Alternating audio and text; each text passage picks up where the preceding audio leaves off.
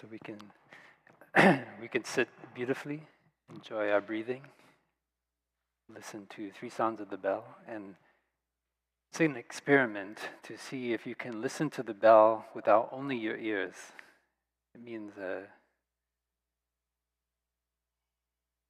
you listen with your body, you resonate with the sound of the bell, and allow the sound to wake up your body, wake up your mind, come back to this moment, let go of whatever fear, anxiety might be there, and take refuge completely in this community around you. There is love, there is healing, there is peace as you bring your attention to your breathing.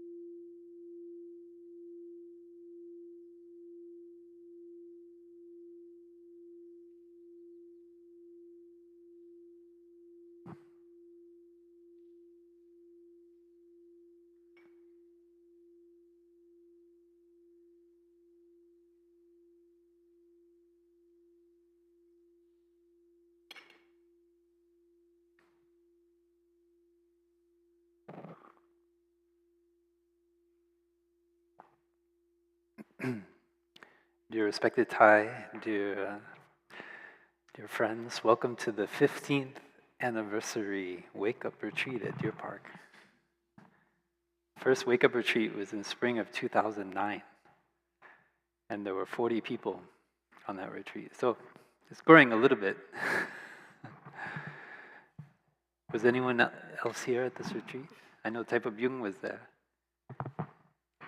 I think Sister D, yeah, and a few sisters. 2009, Sister Bamboo, I think you were there also. It was a very meaningful retreat for me. The year before, we had been in Vietnam with our teacher in Hanoi. And a few of us, we were headed back to Deer Park in the US, and Thay allowed us to come and visit him before we left to say goodbye. Thay had just taught a 10-day retreat in the Kim Lien Hotel in Hanoi. And in that retreat, he talked about the history of the Order of Interbeing and Engaged Buddhism in Vietnam. It was very, very moving. And we went to visit Thay, and Thay wasn't so interested in saying goodbye. If you know our teacher, he was not much one for saying goodbye. That's why we have the song, No Coming, No Going. So we don't have to get all teary-eyed, because we know that we have already been together since beginningless time. And there are no real goodbyes or hellos. And I remember going into the room, and Thay only wanted to talk about the young people and how he wanted to start a movement for young people. At that time it was called Young Buddhists for a Healthy and Compassionate Society. YBSS.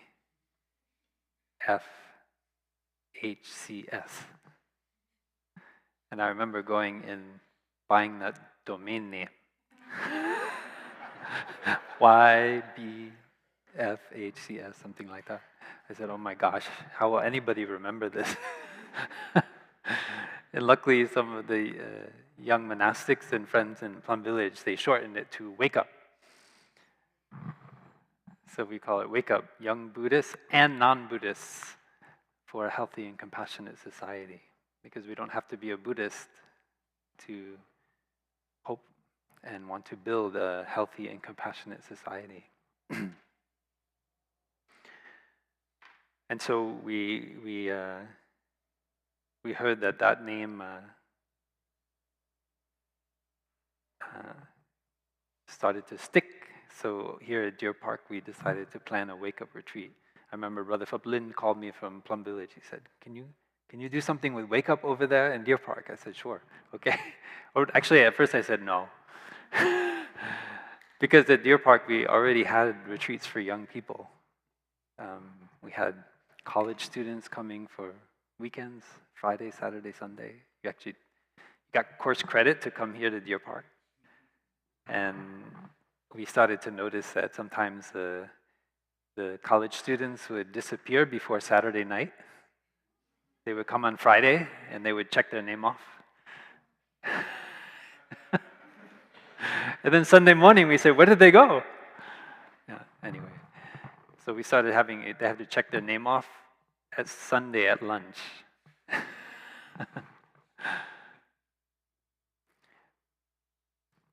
But somehow when we started calling this a movement, it was very interesting. There was a kind of siblinghood or brotherhood and sisterhood that you felt right away when we started that wake-up retreat in 2009. And it felt like we were old friends. And I still remember almost every person on that retreat. And when I see them somewhere out there on social media or wherever doing amazing things in the world, I remember that we were part of that retreat, that we felt this connection. And I think every wake-up retreat, every wake-up tour has continued to build that kind of connection. How many of you have heard of the School of Youth for Social Service? Some of you. Okay, good. Yeah. So if you know a little bit about our teacher and his assistant at that time, which named Kao Ngọc Phương, now known as Sister Shan Kong. They were part of a movement with other monastics as well as many young lay people during the war in Vietnam to do something positive, not just to go out and protest.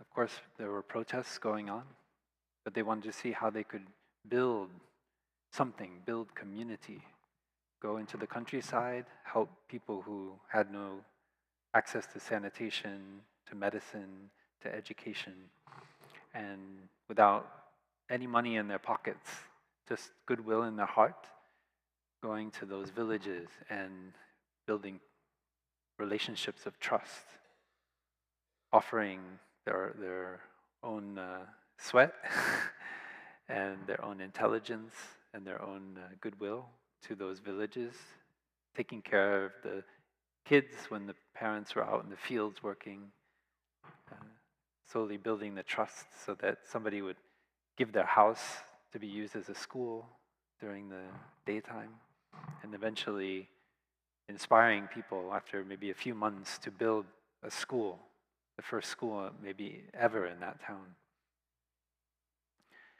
And many thousands of young people heard this call to serve, and they came, even at the risk of their own life. We know that some were permanently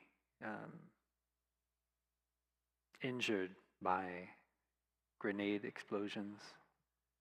They were, in refusing to take the side of the north or the south, of course they were in the south of Vietnam, but speaking only for peace and refusing to take a side, then they were condemned by both sides.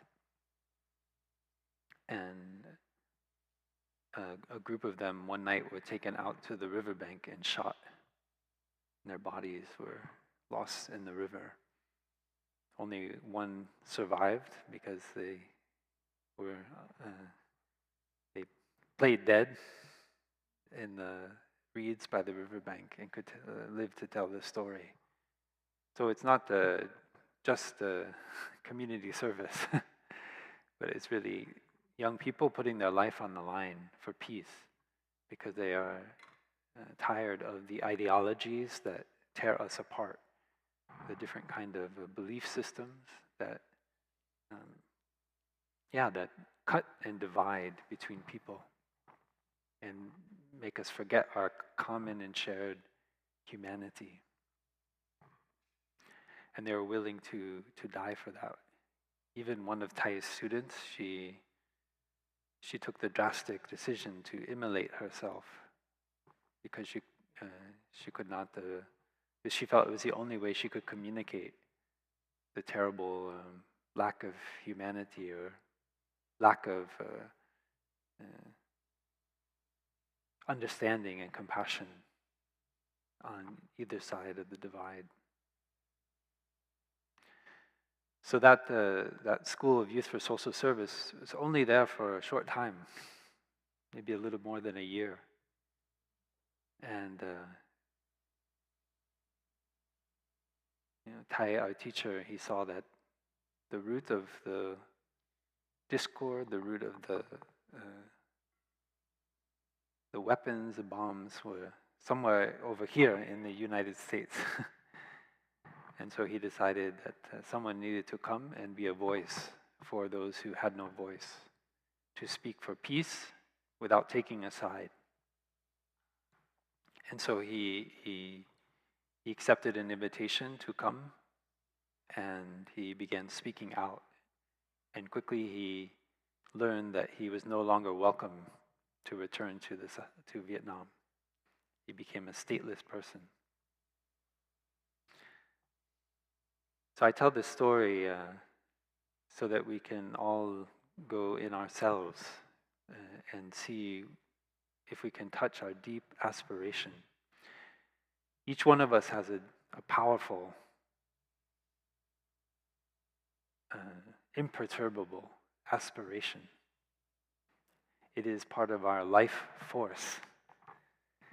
And each one of us at some time in our life, we have touched that deep aspiration. We have felt this urge to do something greater than what it seems one person can do. And that deep aspiration, it goes beyond just this body. It touches a collective energy, a deep wellspring that is rooted in our ancestors and their aspirations. An aspiration for peace, for harmony, for love, for understanding.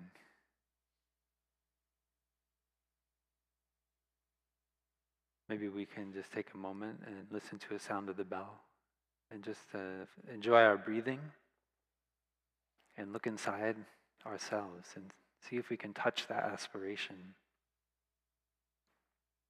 It's okay if we don't see it right now. We just enjoy our breathing and we let ourselves open our heart, remove all the barriers, all the walls around our heart, our mind, and let the collective energy penetrate within ourselves. The collective energy in this room, collective energy to wake up.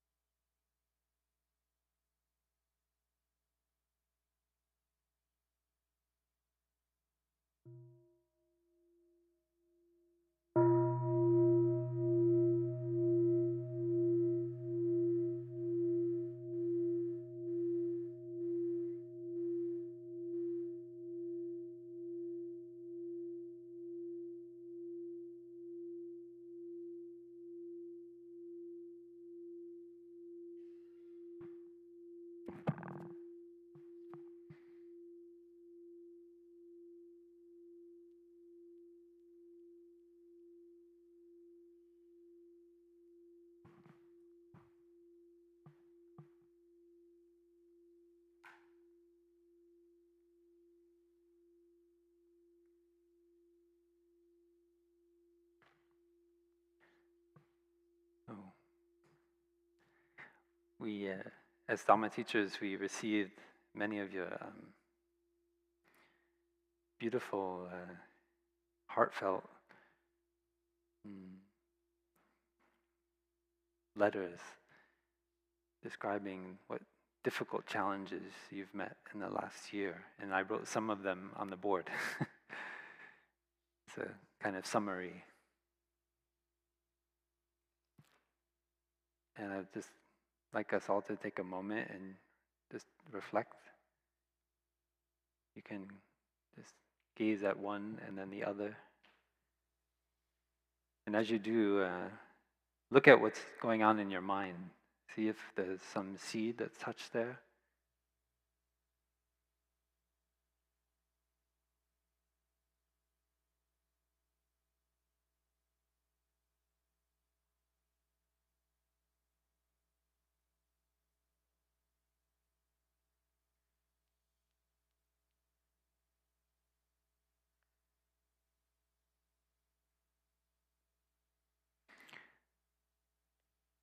In the teachings of Buddhist psychology, we learn that all of the seeds are already there in our consciousness. Actually, since before we are born. They are there in our mother and our father, in our ancestors. Seeds, all the seeds that you see on the board. But fortunately, there are also seeds like mindfulness and trust and joy, compassion, like Brother Phap shared about. Compassion means not only empathy for someone else, but the capacity to transform a difficult suffering. So thanks to those seeds, we are able to also embrace seeds like fear and distrust and lack of faith and anxiety. And so we come to a retreat like this to be able to look with new eyes inside ourselves and see ourselves as someone who has a seed of compassion or the seed of kindness, the seed of generosity, the seed of forgiving, the seed of understanding, so that we can make ourselves a little bit softer on ourselves, be a bit more gentle, so that rigidity, that those walls, those barriers that we've erected because of the hurt we've experienced in the past, it can become softer. And we can see that hurt child in every one of us, the one who was yelled at or hit or abused, the one who was rejected, or maybe the last one picked on the kickball team.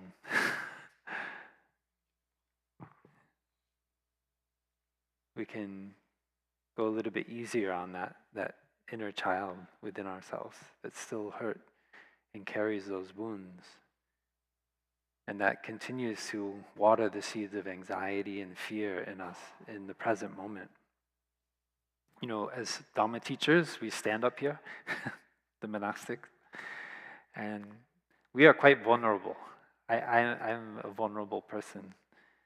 And we share about difficult things that happen to us.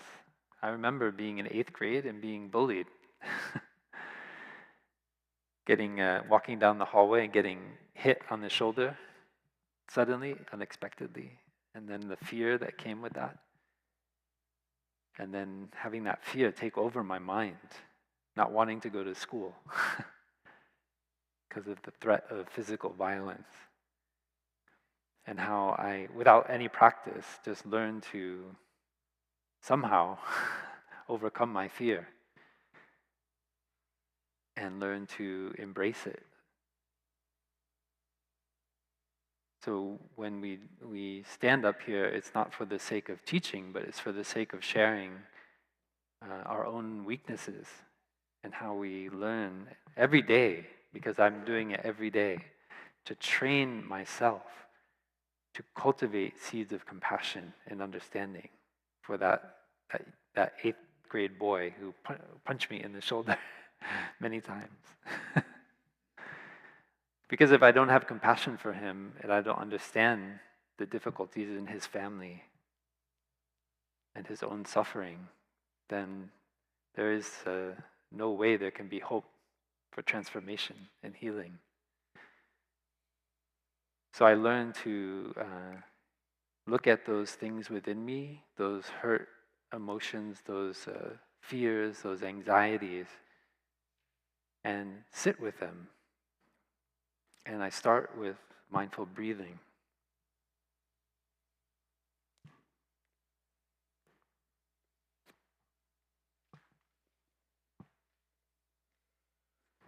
Yeah, thanks for that. Turn this around.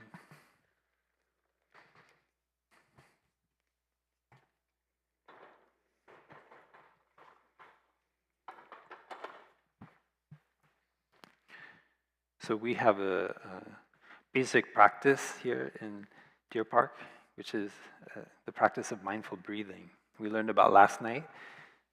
So whether we're sitting as we are now, or whether we're walking, whether we're eating our food, we're always coming back to our breath as a place of refuge. It turns out wherever you go, there's your breath.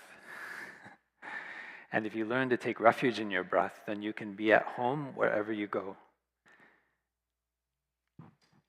That's why we have that phrase, arrived at home. We learn to arrive in every moment wherever we are. And when we train ourselves to do that, then even in the midst of a very strong emotion, even when we can't stop feeding our emotions with our negative thinking, we know that by bringing all of our attention to the breathing, we can find a place that is safe, that is stable, where we can touch freedom and joy. And that is why we train ourselves. That is how we train ourselves. And the first step of mindful breathing is just to be aware of the breath. Breathing in,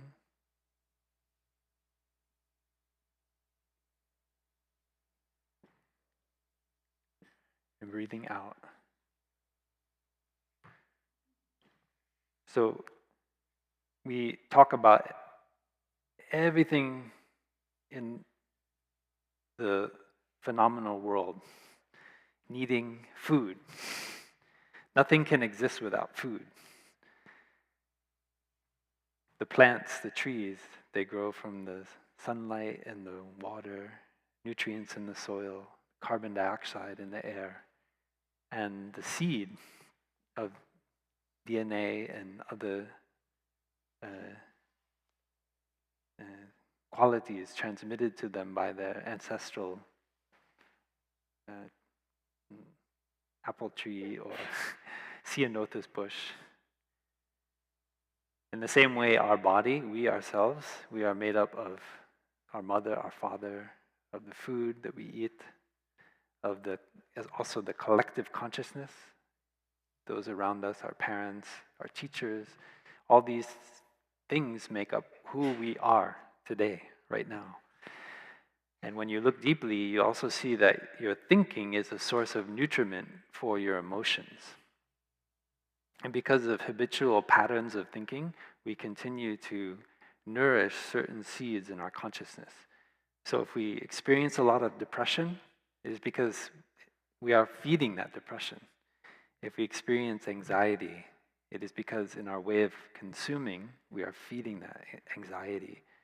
And the main food is our thinking. We receive images through our eyes, our ears, nose, tongue, body, and also our mind. And those images, those sounds, those smells, those tastes, they are coming in often in an unfiltered way through advertisement, through films, through traumatic experiences in our life. And we replay them over and over again in our consciousness.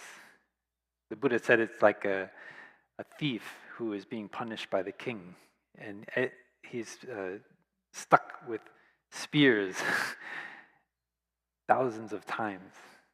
Not enough to kill him, but just enough to experience pain. He said our consciousness is like that in the way that we replay our often negative experiences.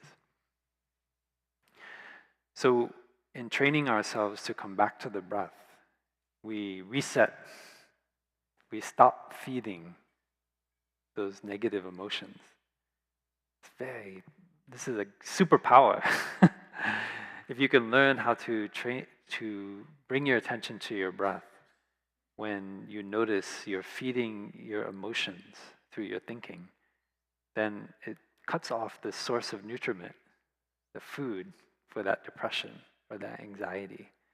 And this is what the monks and nuns are doing every day. Every moment. When we hear the sound of the bell, we stop what we're doing, we come back to our breath. It means we're no longer continuing to go on the same pathways that we habitually have done before we came to the monastery.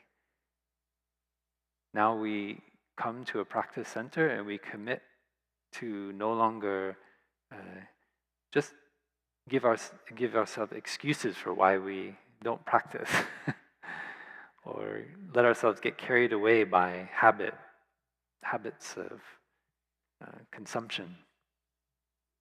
In a community, we are protected.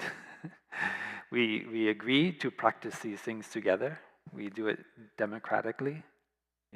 We also have seniority, those of us who've been here a bit longer. So we practice those two aspects, but everyone has a voice in the community.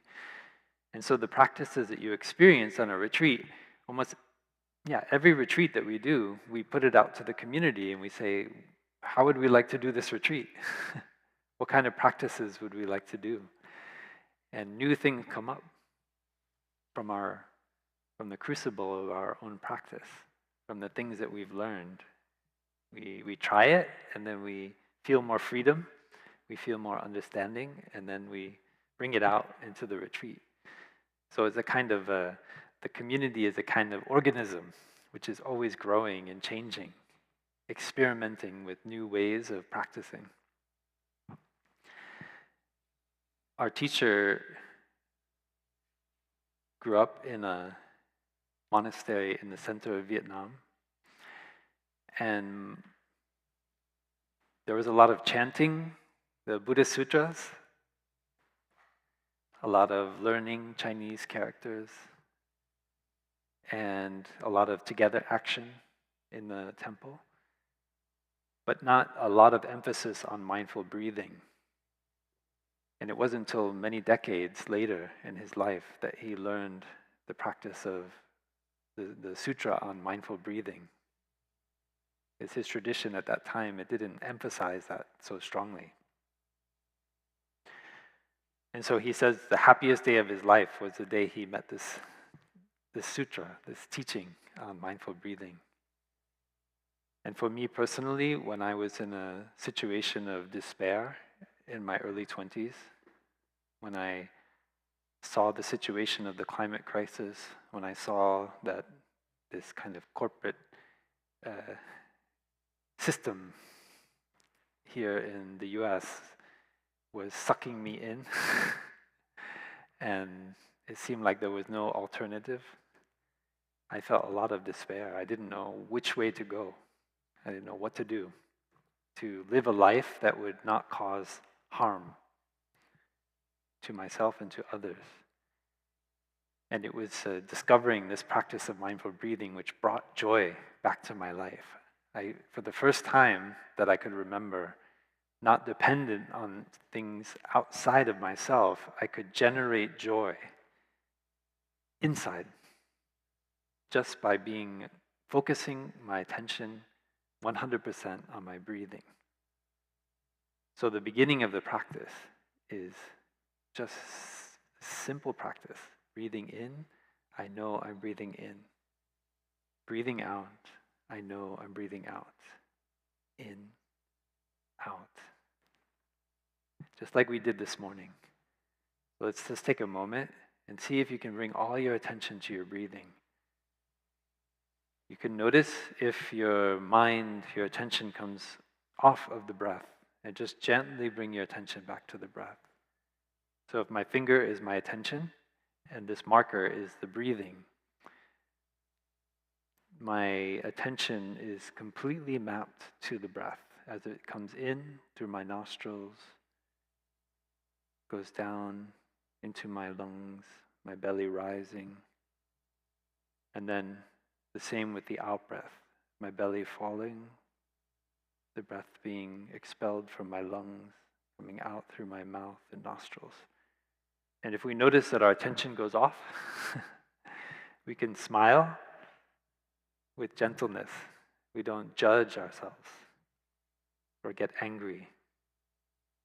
We just gently guide our attention back to the breath, over and over. So let's try that with the sound of the bell.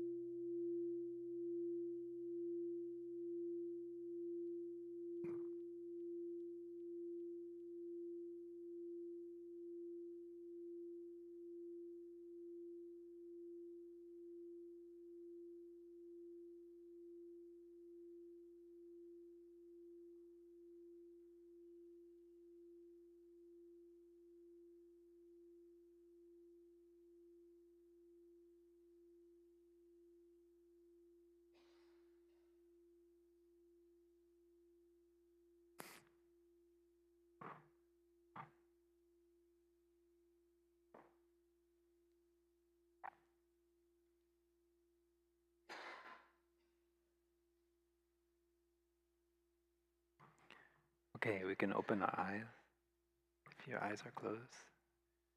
So how many of you could keep your attention 100% on your breath the whole time?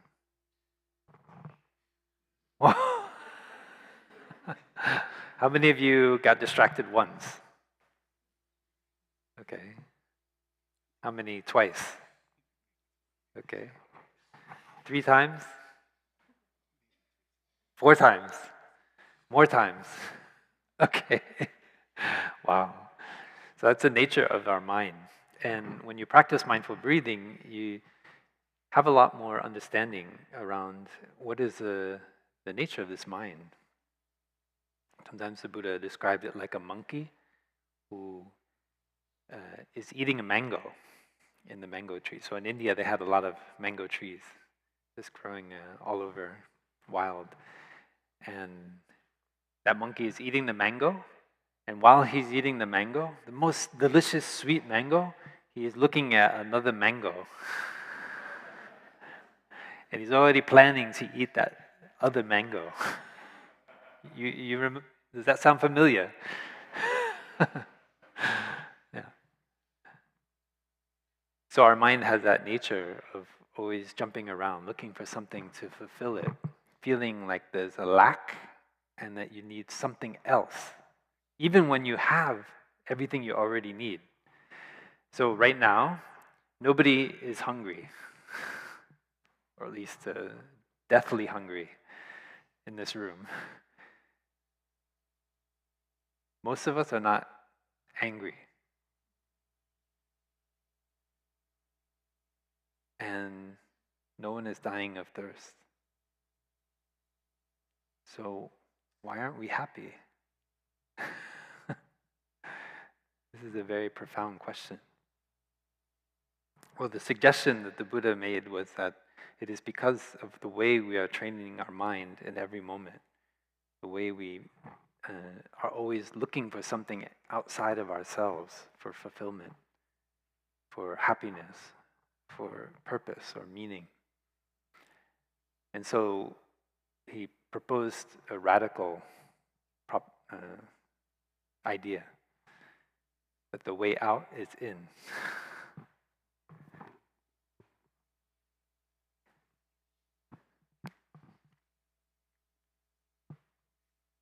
So normally we're always directed like this. And trying to get something over there. And the proposal is that we train ourselves to go inward, to recognize that it might be scary, that there are things within ourselves that we often are not so happy about.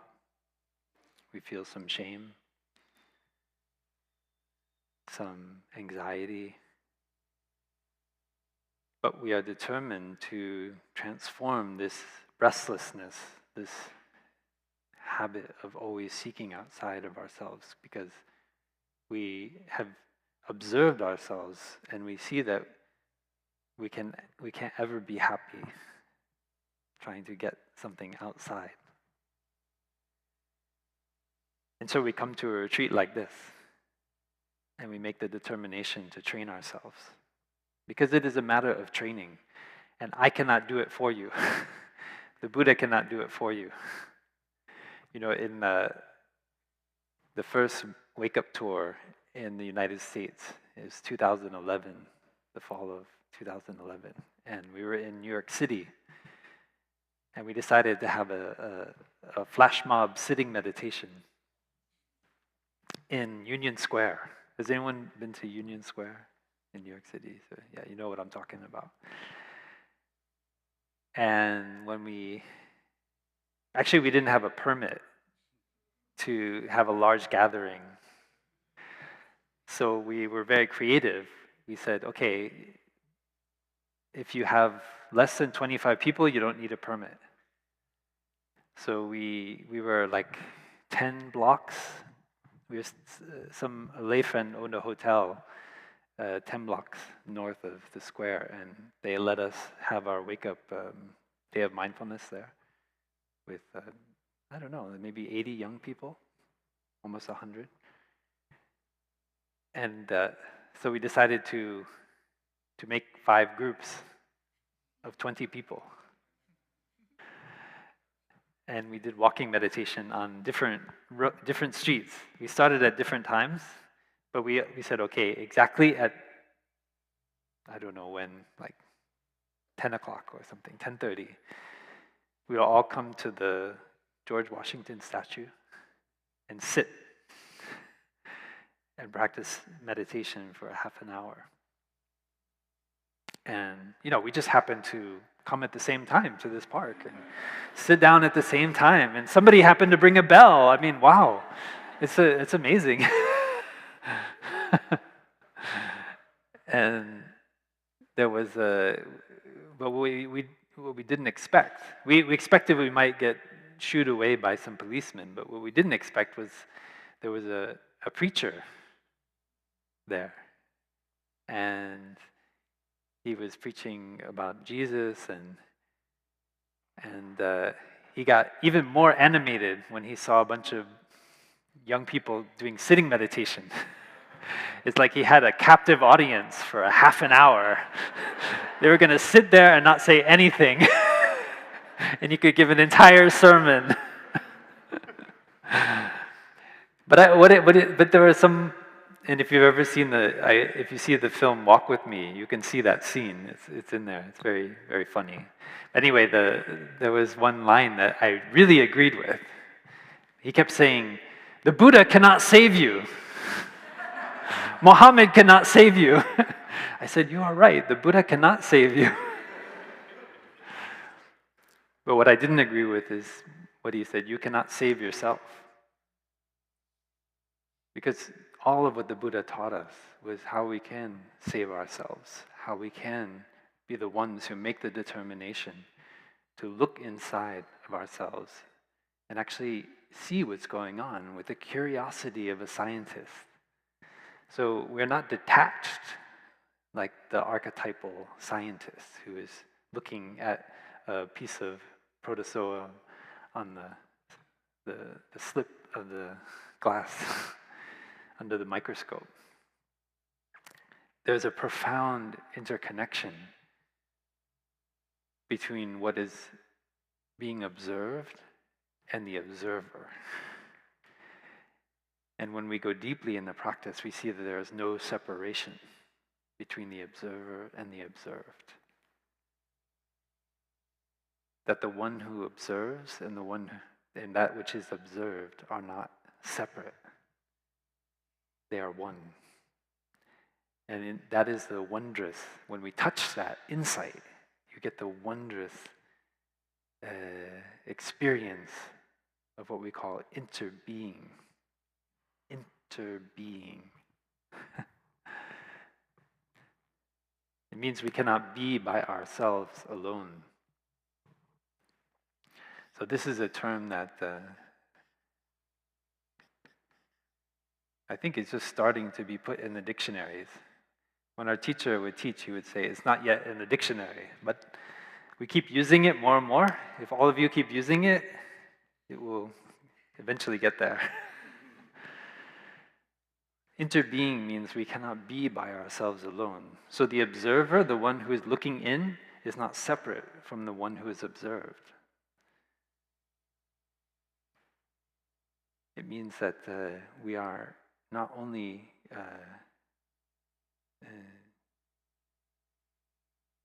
the one who is learning, but we are also the one who is being learned from. We are not only the student, we are also the teacher. And so we don't need to find a teacher outside of ourselves. Just like my brother shared last night, he talked about the Kalama Sutta, which is a very famous teaching of the Buddha. He said, don't just take my word because I said it. Try it for yourself. Be aware of your breath. Do it 100%. If you do it regularly, as we do in this retreat, with the sound of the bell, as we are eating our food, during sitting meditation, if you keep coming back to the breath, you can benefit from the collective energy of mindfulness in the retreat. So you have many people around you who are also doing that.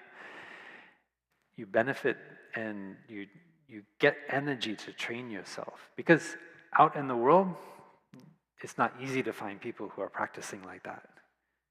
And so you tend to follow the energy of the crowd. In your workplace, in your family,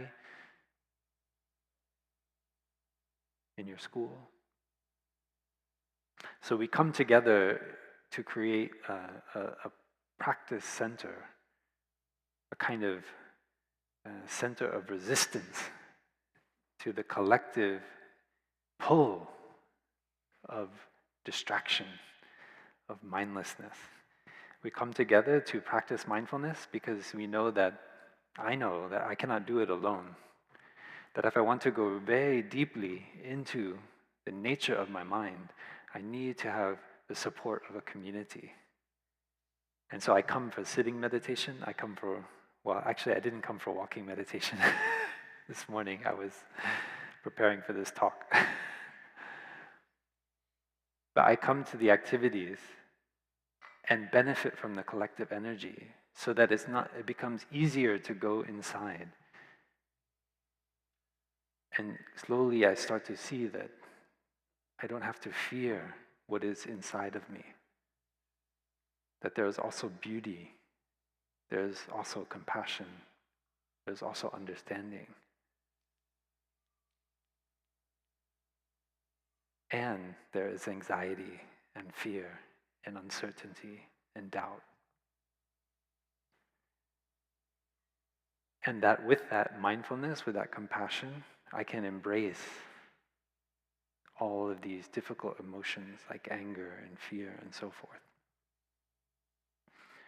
And that is what we're doing, day in and day out. Maybe it sounds kind of boring. But that's what the monks and nuns come for. We know that we've practiced, each one of us on our own. We've practiced mindful breathing, calming our body. So we practiced also following the breath.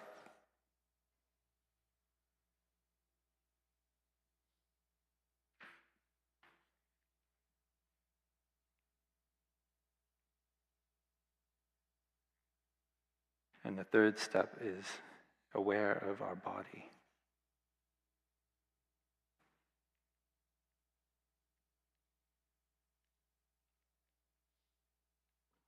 So breathing in, I'm aware of my body. Breathing out, I'm aware of my body. So the monastics, we've all practiced this at home.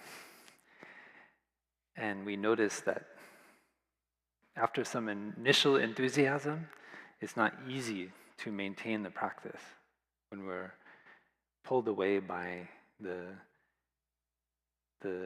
energies of wanting power and fame and sex and all these things out there that are driving people in the world. So we know we need to come together to nourish the wholesome seeds in our consciousness, the seeds that want to train and practice, and we get more joy. We get more stability in our mind and more happiness. And so we stay for a long time sometimes. So I've stayed for 20 years now. Because I still need to practice. And if you talk to any of my sisters or brothers, they will testify that Brother Phap still needs to practice some more. But I love the practice, and I don't ever give up on the practice because I always find new depths, new insights, new joy, more stability, more freedom in my practice. And so I stay here, even though I make mistakes and I sometimes don't say something very skillful, but I continue to practice because I love this community. I love this direction, and I feel living in a community like this gives me hope that there is a better future because I see it in my lived daily life, not because I just believe it, because I see that happiness is possible with the practice of mindful breathing at the collective level. Maybe we can listen to a sound of the bell.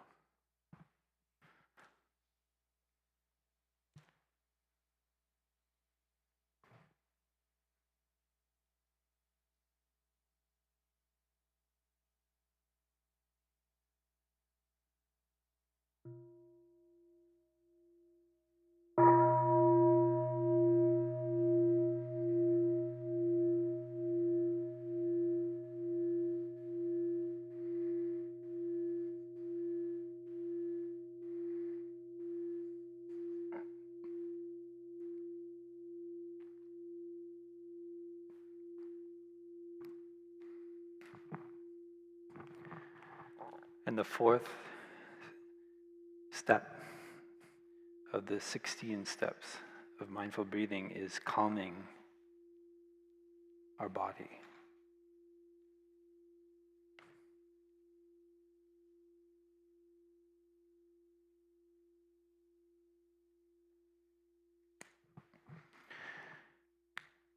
So we start with just being aware of the breath and then following the breath. So as the breath comes in, our attention is staying with the breath for the whole in-breath and for the whole out-breath. And if we get distracted, we just gently come back to the breathing. And then the third step, we are aware of our body. When I go down into Escondido and I see people on their cell phone, it looked like they forget completely that they have a body. Sometimes people are driving a car on their phones, and they forget completely that they have a car. They're driving a car. And the car is an extension of their body. So bringing our attention back to the body is like we are mastering this wondrous phenomena of a body. Actually, I feel like without meditation, we only touch like a small percentage of the capacity of our body.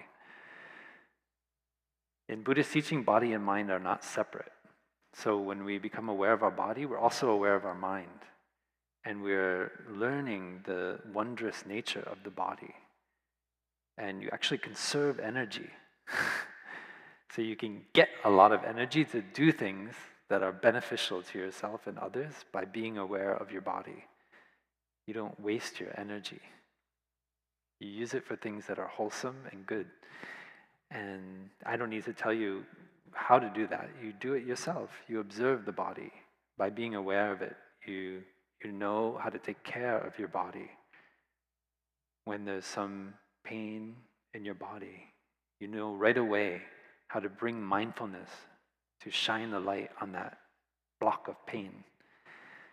And it becomes softer. You can understand the root of that pain. And so you become also, in a way, your own doctor. And we can go to the doctor, but sometimes the doctor doesn't know why we're having that pain. But if you shine the light of mindfulness on it, and you observe your patterns in your daily life, you can learn to adjust and heal yourself with mindfulness. And all of our brothers and sisters have experience with that. It doesn't mean you don't go to the doctor. Please go to the doctor. But there are things that we cannot only heal with a doctor. There are blocks of trauma in our body, and the body keeps the score. Without mindfulness, we can't observe those blocks of trauma in our body and learn over time. I don't say right away, but with practice and training, we become more courageous. We're able to shine the light on those difficult blocks within ourselves and understand their nature, the root of that suffering. Healing can happen with the support of others, but it takes our own practice, our own training as well. And then our body becomes more calm. When you take care of your body, it naturally becomes more calm. It's very beautiful. It's just like a baby that's crying. When the mother comes and picks up the child and holds it, it tries to understand the suffering of the child. Does it need food? Does it need milk? Does it just need warmth, the body of the mother? So in the same way, we can take care of our own body with mindfulness. Our body is telling us, it's trying to tell us something with every pain, every bit of suffering, but are we listening to our body? So mindfulness is the way we train ourselves to listen to our body. And when we listen in that way, it becomes calmer. I know that when I first started meditation, I was going, not knowing what I wanted to do with my life, how to make a decision. And so I just went for long walks every day. I was staying with my mom in my early 20s, and I lived abroad working for a few years, and I came back to the US. And I just felt so much anger, so much restlessness. But when I learned how to breathe mindfully, suddenly I felt joy again, and my body started to calm down. And I said, okay, I don't know what I'm going to do with my life, but at least I can do this. I can follow my breathing with mindfulness. And so I made a firm commitment to do it every day. I sat every morning for 40 minutes when I woke up. That was me. If you can do 5 minutes, that's great. And then the same before I went to bed at night. And every day I observed my body and mind changing, my body becoming more calm. And I felt more at home in my body. Before that, I just wanted to run away from my body. And I would go into the forest and go for long walks, and I just wanted to forget myself entirely. But somehow, everywhere I went, I brought myself with me. So that didn't work. So I learned this lesson that I need to stop running. Stop the running. That the only way I would transform the situation is if I stop running and come back to myself and see the beauty of this body. Because this body is beautiful. It's a wonder. It's a great miracle going back millions, hundreds of millions, billions of years on the earth. This body that we have been transmitted. And if we only see suffering and anger and fear, then we are missing also the beautiful things in this body. But mindful breathing can start to allow us to see that the beauties we see in nature, the beauty of the eclipse, the wonder of the heavens, are all present in this very body. So thank you for listening. I would like to finish with a song, which is a very beautiful song that was written by one of our sisters. And she asked me to put it to music. So I could not do it for a long time. But somehow, in Deer Park, we have a secret Santa at Christmas. And I pulled the slip for Sister Garden, Sister Winim. And I thought, oh, that's a sign. I have to write that song. And she asked me to write. Can I teach you? Okay, we'll try to sing it together. So we'll start with the chorus. So the first line of the chorus is, be beautiful, be yourself. Be beautiful, be yourself. Okay? Be beautiful, be yourself. And the next is, be beautiful, be yourself. Be beautiful, be yourself. So let's try that. Be beautiful, be yourself. Be beautiful, be yourself. All right, excellent. Okay, the next part is, you are the most beautiful creature in the world. Okay? You are the most beautiful creature in the world. And then, it's so wonderful. It's so wonderful. So let's try that whole part. You are the most beautiful creature in the world. It's so wonderful. Again, you are the most beautiful creature in the world. It's so wonderful. Okay, let's try together. You guys got it right away. Be beautiful, be yourself. Be beautiful, be yourself. Again. Be beautiful, be yourself. Be Be beautiful, be yourself. You are the most beautiful creature in the world. It's so wonderful. Okay, get some rhythm. So that line, you are the most beautiful creature in the world. It's so wonderful.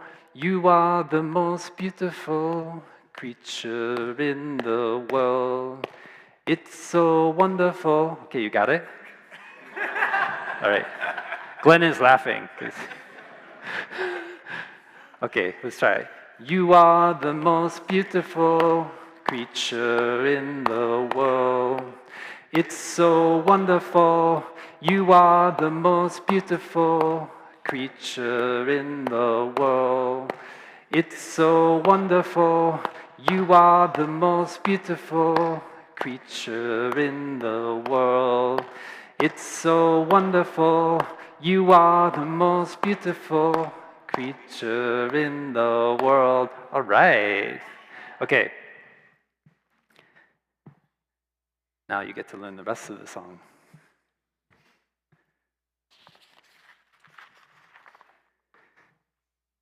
Okay. You can pass it around. You can split it up.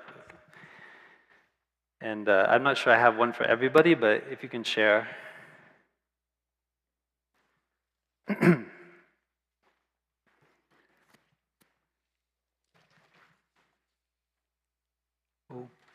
your eyes. How much? Okay, we got 3 minutes. Open your eyes. So the first line is, open your eyes to see the many colors of life. It's so wonderful, okay?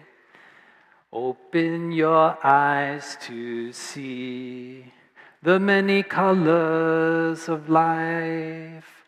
It's so wonderful, okay? Wow, how did you know? Okay, so again, open your eyes to see the many colors of life.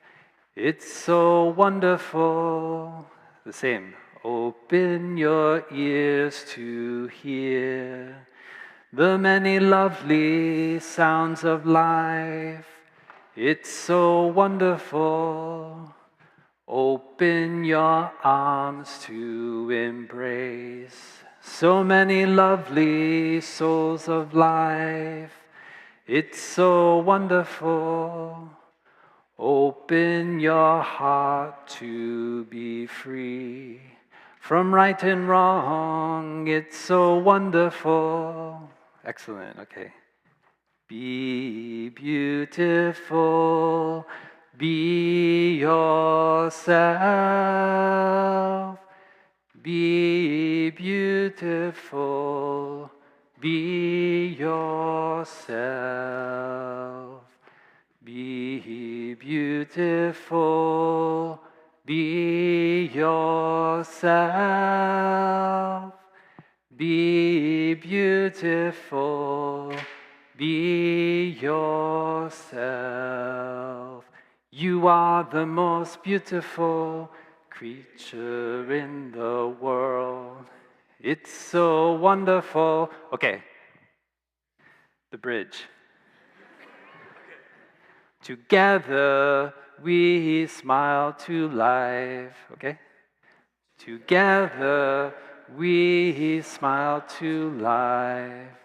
Together we sing out loud. Together we celebrate life. It's so wonderful. All right. I think we have it all. Okay, let's try from the beginning. To open your eyes to see the many colors of life. It's so wonderful.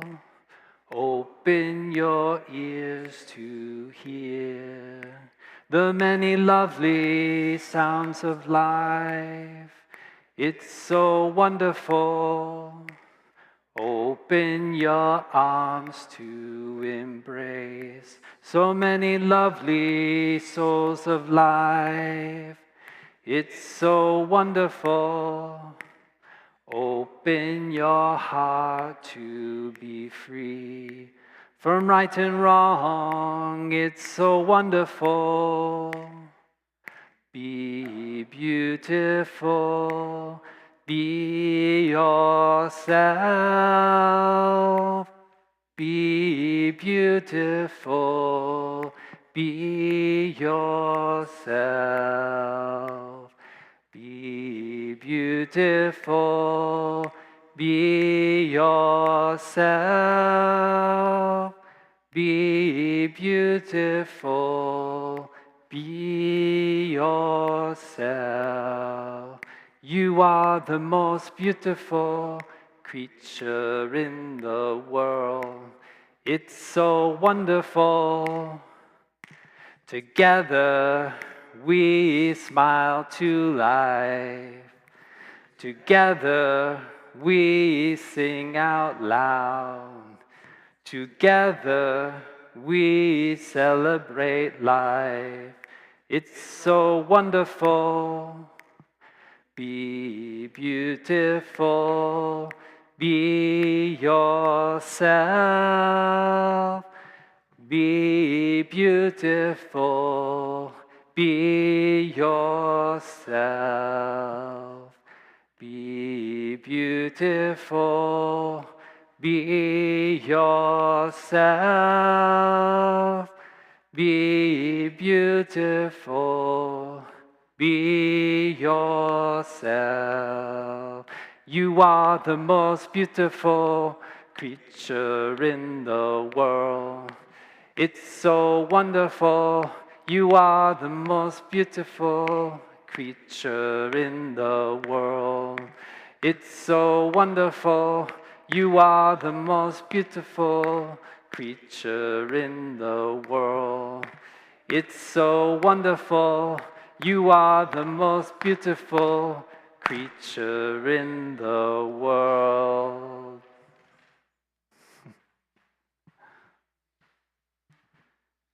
Okay, we'll finish with 3 sounds of the bell. Come back to our body, back to our breath.